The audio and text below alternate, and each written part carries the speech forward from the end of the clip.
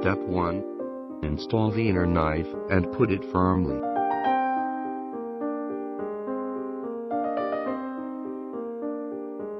Step 2.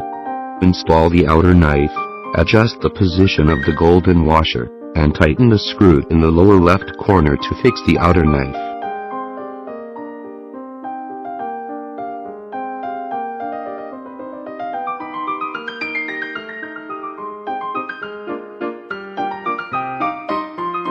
Step 3. Tighten the red marked screw in the upper left corner to fix the outer knife. Step 4. Install the upper right corner. Install the yellow marked screw and tighten the red marked screw. Last, install the upper limit, tighten the screws marked in red.